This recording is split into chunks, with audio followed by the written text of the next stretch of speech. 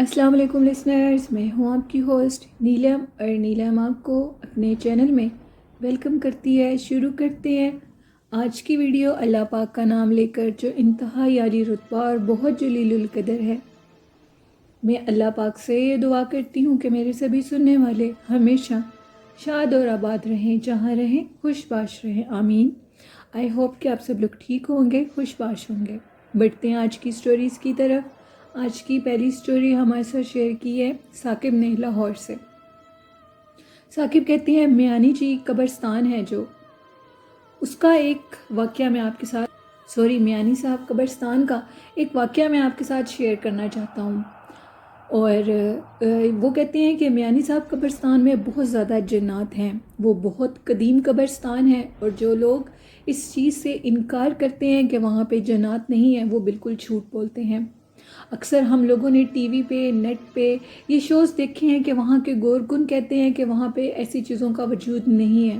तो जितनी भी कहानियाँ हैं वो सब झूठ हैं। लेकिन नहीं, वो लोग इसलिए ये कहते हैं कि फिर लोग अपने प्यारों से मिलने के लिए उस कब्रिस्तान में नहीं जाएंगे। साकिब कहते हैं कुछ इस तरह हुआ कि हम लोगों का एक फ्रेंड था, तो उसके जो चाचू थे उनकी डेथ हो गई थी। वो अपने चाचू की कब्रिस्तान पे चाचू की कब्र पे हम दोस्तों के साथ गया और हम लोग उधर चले गए। शाम का टाइम था। हम लोगों को कब्र ढूंढते ढूंढते शाम हो गई, क्योंकि वो कब्र मिल नहीं रही थी। कब्रिस्तान काफ़ी बड़ा था, तो कब्र को ढूंढते हमें काफ़ी लेट हो गए हम लोग। तो हम लोग वहाँ से जब वापस आने लगे तो रात हो गई। हम लोगों ने अपने मोबाइल की टॉर्च जला ली। अचानक से हमें महसूस हुआ कि 3 से 4 बुज़ुर्ग जो कि खासे लंबे कद के हैं, वो हम लोगों की लाइट में नज़र आए। और वहाँ पे एक दरबार बना हुआ है और उस दरबार की जानिब वो बुज़ुर्ग जाने लगे। हमने जब देखा था तो कब्रिस्तान में हम लोगों के अलावा कोई भी दूसरा शख्स मौजूद नहीं था दूर दूर तक। तो अचानक वो उधर नहीं भी थे, तो ये शख्स कौन थे जो वहाँ पे आए? मुझे बहुत हैरानगी हुई। मैंने अपने दोस्त से बोला कि यार चलो, हमने इनको देखना है, ये क्या चीज़ है। मैं ऐसी चीज़ों को देखने का बहुत शौक़ रखता हूँ। साकिब कहते हैं कि हम लोगों ने उनका पीछा करना शुरू कर दिया। हमारी आंखों के सामने वो दरबार के अंदर चले गए और दरबार के अंदर जाकर उनके हाथ में कुरान पाक था और उन्होंने कुरान पाक की तलावत करनी शुरू कर दी। हमारी आंखों के सामने वो 3 से 4 बेतहाशा बुलंद कद के बुजुर्ग तलावत कुरान में मशगूल थे। अभी हम वो सारा माजरा देख ही रहे हैं तो अचानक से हमें पीछे से आहट महसूस हुई। हमने पीछे से पलट के देखा तो पीछे कोई भी चीज़ नहीं थी। अब जैसे ही हमने आगे दोबारा अपनी नज़र की तो वो बुजुर्ग गायब हो चुके थे। वहाँ से निकलने का रास्ता हमारी आंखों के सामने ही था। वो एक ही रास्ता था, अगर वो वहाँ से निकलते तो वो हमें ज़रूर नज़र आते। लेकिन वो अल्लाह वाले थे और वो बुज़ुर्ग जन्नात थे। मियानी साहब कब्रिस्तान से रिलेटेड ये भी बात मशहूर है कि उधर एक दरबार है और उस दरबार के अंदर जन्नात आते हैं और वहाँ पे इबादत करते हैं। जिन लोगों की वहाँ पे मन्नतें पूरी नहीं होती, वो लोग उधर उस दरबार के ऊपर कुछ हिस्सा रख देते हैं। जन्नात जब वो हिस्सा उठा के ले जाते हैं तो उस शख्स की मन्नत मुराद पूरी हो जाती है। एक औरत थी जिसकी औलाद पैदा नहीं होती थी। वो बहुत ज़्यादा परेशान रहती थी। साकिब कहते हैं कि हमने सुना कि मियानी साहब कब्रिस्तान में जो दरबार है, उस औरत ने उधर जाकर कुछ हिस्सा गोश्त का रख दिया और एक दिया जला दिया। वो रात के टाइम ये सारा अमल करके आई थी और सुबह सुबह जब उसने देखा तो वहाँ पे गोश्त मौजूद नहीं था।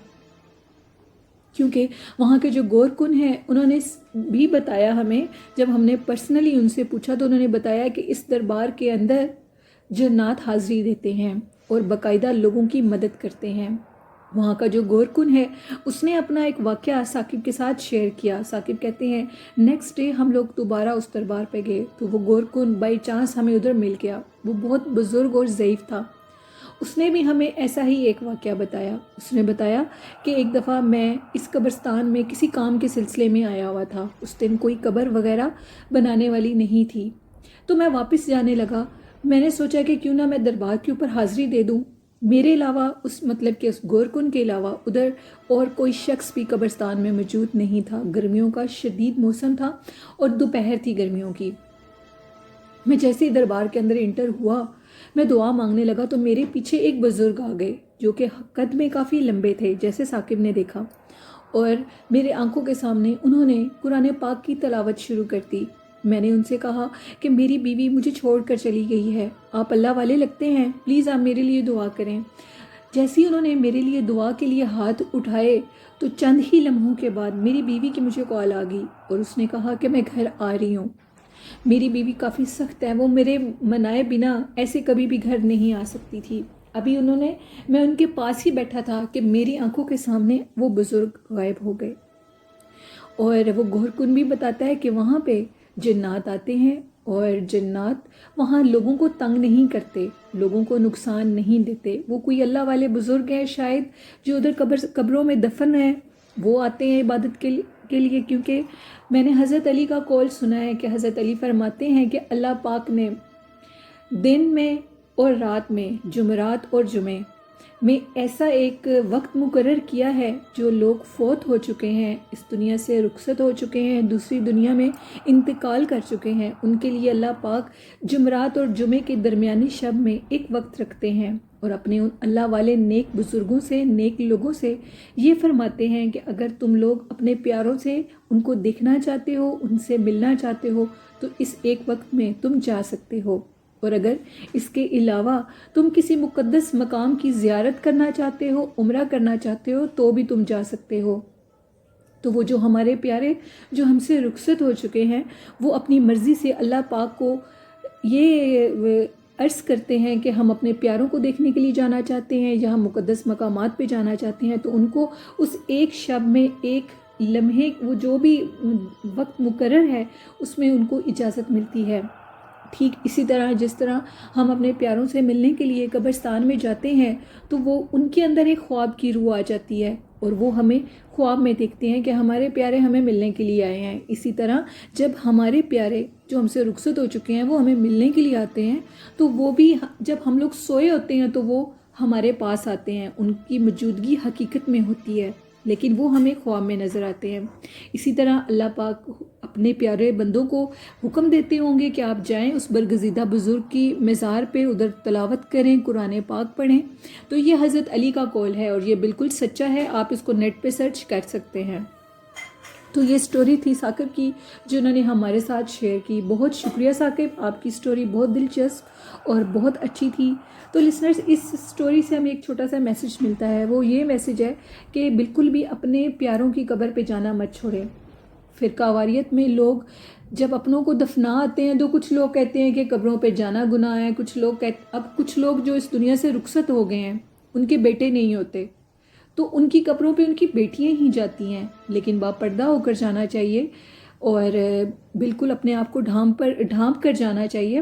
اس طرح یہ فرقہ واریت میں لوگ اپنوں کو دفنا کر بھول جاتے ہیں اور وہ ہمارا انتظار کرتے رہتے ہیں، وہ تو ہماری ایک دعا کو بھی ترستے ہیں جو اس دنیا میں ہم ان کے لیے کرتے ہیں۔ کچھ فرقے ایسے ہیں جو کہتے ہیں کہ جن کو ہم دفنا آئے ہیں بس ان کے لیے دعا کی بھی ضرورت نہیں ہے۔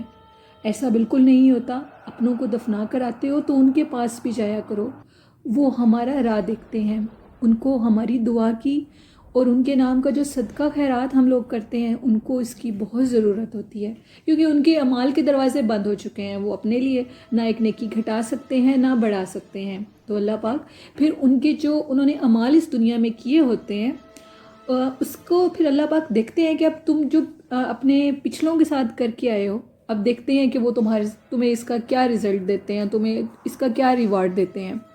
تو میں تو اپنے ماموں جان کا، ہم لوگ سب اپنے ماموں کا صبح شام صدقہ کرتے ہیں، اس کا ہدیہ اپنے ماموں کو بخشتے ہیں اور ان کے لیے کھانا بناتے ہیں، ختم دیتے ہیں، ہر اس چیز پہ جس کو وہ پسند کرتے تھے۔ اور میں اپنے سننے والوں کو یہ ایڈوائس دینا چاہتی ہوں، خدارا جن کے پیارے بچھڑ گئے ہیں وہ بالکل بھی ان کو بھولیں مت، قبر پہ حاضری دیا کریں، ان کو سلام عرض کیا کریں، ان کی پسندیدہ چیزوں پہ زندگی میں کھانا کھانے سے پہلے اس پہ ختم دیا کریں اور ان کو یاد رکھا کریں، کیونکہ آج اگر ہم کریں گے تو کل جب ہم لوگ قبروں میں جائیں گے تو ہمیں اس چیز کا اندازہ ہوگا کہ ان چیزوں کی کتنی ضرورت ہوتی ہے۔ بڑھتے ہیں آج کی دوسری خوفناک سٹوری کی طرف۔ آج کی دوسری سٹوری ہمارے ساتھ شیئر کی ہے روبینہ نے فیصل آباد سے۔ روبینہ کہتی ہیں کہ وہ جس گھر میں رہتی ہیں اس گھر میں بہت زیادہ جنات ہیں اور وہ جان لیوا حد تک ہیں، لیکن پھر بھی روبینہ لوگ اس گھر کو لیو نہیں کر رہے۔ وہ ایک رینٹ کے گھر پہ رہنے کے باوجود اس گھر کو چھوڑ نہیں رہے۔ روبینہ بتاتی ہیں کہ ان کے ساتھ والے گھر میں کوئی بھی شفٹ نہیں ہو سکتا، اور جو بھی شفٹ ہوتا ہے وہ کچھ عرصے کے بعد ہی اس گھر کو چھوڑ دیتا ہے، لیکن اب 2-3 سال سے وہ گھر بالکل ویران ہے۔ وہ گھر انتہائی خوبصورت بنا ہوا ہے، لیکن اس گھر میں کوئی بھی رہ نہیں سکتا۔ وہ گھر کئی سالوں سے بند تھا، پھر اس کو نیا بنانے کے بعد جب 1-2 فیملیز ادھر رہیں اور ان کے ساتھ جو واقعات پیش آئے، انہوں نے بھی اس گھر کو چھوڑ دیا۔ لیکن جو اس گھر کے جنات ہیں، جو اس گھر میں چڑیلیں بستی ہیں، وہ روبینہ لوگوں کے گھر میں بھی اپنا اثر رکھتی ہیں۔ روبینہ کہتی ہیں کہ ان کے نانا ابو چھت پہ بیٹھ کے قرآن پاک پڑھا کرتے تھے، تو ان کے گھر کے ساتھ جو وہ گھر تھا ادھر عیسائی جنات رہتے تھے، اور جب وہ عبادت کرتے تھے تو وہ عیسائی جنات، کرسچن جنات ان کی عبادت سے تنگ پڑتے تھے، تو انہوں نے ان کا آ کر گلا دبا دیا۔ وہ جان سے بچ گئے، لیکن کچھ عرصے کے بعد انہوں نے ان کے اوپر اتنے اٹیک کیے کہ وہ اپنی جان سے ہاتھ دھو بیٹھے، کیونکہ وہ دھوپ میں بیٹھ کے قرآن پاک پڑھا کرتے تھے اور ان کی عبادت سے وہ کرسچین جنات ڈسٹرب ہوا کرتے تھے۔ اس کے باوجود روبینہ کہتی ہیں کہ ہم نے اس گھر کو نہیں چھوڑا۔ کچھ عرصے کے بعد اس طرح ہوا کہ ہمیں ایک ساتھ والے گھر، وہ جو گھر ہے ادھر سے ایک عورت دوار پھیلاتی ہوئی نظر آتی تھی۔ میرا بیٹا اکثر چھت پہ پتنگ اڑانے کے لیے جایا کرتا تھا۔ جیسے ہی وہ اس چڑیل کو، اس عورت کو اس نے دیکھا تو چیخیں مارتا ہوا نیچے بھاگا۔ اس نے کہا کہ یہ گھر تو کافی عرصے سے، کئی سالوں سے بند ہے، تو یہ عورت کہاں سے آ رہی ہے؟ وہ نہایت بدصورت عورت تھی اور اس کو اپنی طرف متوجہ کرتی تھی۔ بچے نے اوپر جانا چھوڑ دیا، لیکن وہ جو چیز ہے وہ ساری رات اوپر والے چھت پہ بھاگتی تھی۔ اس کا جو گزر تھا وہ ہمارے واش روم سے بھی تھا۔ جو ان کے نانا ابو کی ڈیتھ سے پہلے، کچھ عرصہ پہلے نانا ابو نہا رہے تھے اسی واش روم میں، تو ان کا سانس بند ہو گیا اور انہوں نے کہا کہ مجھے لگا ہے جیسے کسی نے دروازہ کھولا ہے اور کوئی انجانی چیز، نہ دکھنے والی چیز نے آ کر میرا گلا دبا دیا۔ میں چیخا ہوں تو اس نے میرے گلے کی جان چھوڑی۔ اس طرح نانا ابو کی 3-4 مہینے پہلے ہی طبیعت خراب ہوگی۔ نانا ابو گاؤں میں رہتے تھے اور ہمارے پاس رہنے کے لیے آئے ہوئے تھے۔ ہماری نانا ابو سے اتنی اٹیچمنٹ ہو گئی کہ ہم نے ان کو جانے نہ دیا۔ روبینہ کہتی ہیں کہ ان کی ڈیتھ ہو گئی۔ پھر اس کے بعد روبینہ کہتی ہیں کہ جو ان کی والدہ ہیں وہ بہت زیادہ گرتی ہیں، نہ دکھنے والی مخلوق ان کو دھکا دے دیتی ہے۔ ان کے دونوں بازو بالکل کام کرنا چھوڑ گئے ہیں، وہ اتنا گرتی ہیں کہ ان کو پتہ ہی نہیں لگتا۔ خصوصاً جب وہ اس واش روم میں جاتی ہیں تو ان کو کوئی انجانی مخلوق دھکا دے دیتی ہے۔ اور وہ جو بچہ ہے وہ کہتی ہے کہ رات کے ٹائم جب وہ سویا ہوتا ہے روبینہ کا بیٹا، تو اس کو کوئی چیز نظر آتی ہے، کوئی عورت نظر آتی ہے جو اس کو اپنی طرف بلاتی ہے۔ اس کے باوجود روبینہ کہتی ہیں کہ اس گھر کو چھوڑنے کا کوئی بھی سسٹم نہیں بن رہا۔ ایک تو وہ گھر معقول کرائے پہ ہے، اور دوسرا ہمارا آگے سے بھی کوئی اور گھر ملنے کا ریزن نہیں بن رہا۔ ہم لوگ بہت پریشان ہیں، اور آپ کے سننے والوں سے یہ میں اپیل کرتی ہوں کہ وہ میرے لیے دعا کریں کہ میری مشکل آسان ہو۔ روبینہ کہتی ہیں کہ اس گھر میں انتہا سے زیادہ مخلوق تنگ کرنے والی ہے اور نقصان دینے والی ہے۔ ان کے نانا ابو کی تو زندگی ختم ہو گئی، لیکن اب وہ کہتی ہیں کہ باقی جو ہمارے گھر کے افراد ہیں ان کی بھی زندگی دوبھر ہوئی ہے۔ وہ چیز ہمیں بہت کم نظر آتی ہے۔ 1 سے 2 دفعہ میرے بیٹے کو نظر آئی ہے، اور میرا بیٹا اس دن کے بعد چھت پہ پتنگ اڑانے کے لیے نہیں گیا۔ وہ جو ساتھ والا گھر جو اتنا خوبصورت ہے لیکن وہ ویران ہے، وہاں پہ رات کے ٹائم چیخنے کی آوازیں آتی ہیں۔